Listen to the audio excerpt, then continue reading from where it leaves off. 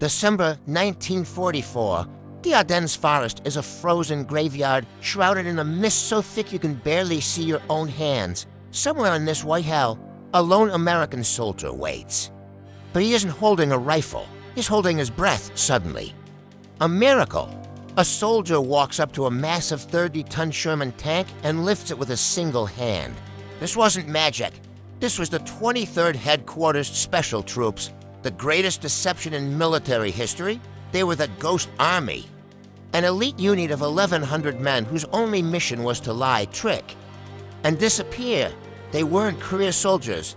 They were artists, architects, and sound engineers recruited from elite New York art schools.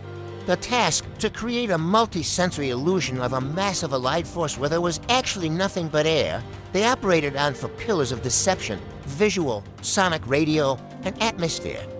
Each one a deadly layer of the lie. The visual element was their most famous trick, entire. Battalions of tanks that could be carried in a duffel bag. From a distance, through German binoculars, they looked invincible. Up close, a strong breeze could make the entire division bounce. They built fake airfields with plywood planes and used burlap to mimic heavy artillery. The goal was to look like a threat, but looking like an army wasn't enough. You had to sound like one, and for that, they used the world's largest speakers. At night, they played recordings of armored divisions on the move. The sound of clanking treads and shouting men echoed for miles. Across the line, German scouts listened in terror to them. It sounded like 30,000 men were preparing to crush them. Then came the radio men. They were the masters of spoof radio, mimicking the unique typing styles of real Allied operators.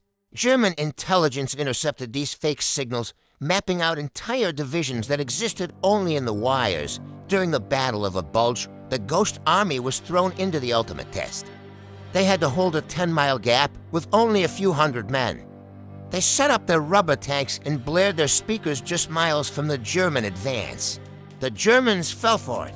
They diverted their attack toward the strong point, hitting nothing but air and rubber. It's estimated that their creative genius saved up to 30,000 lives.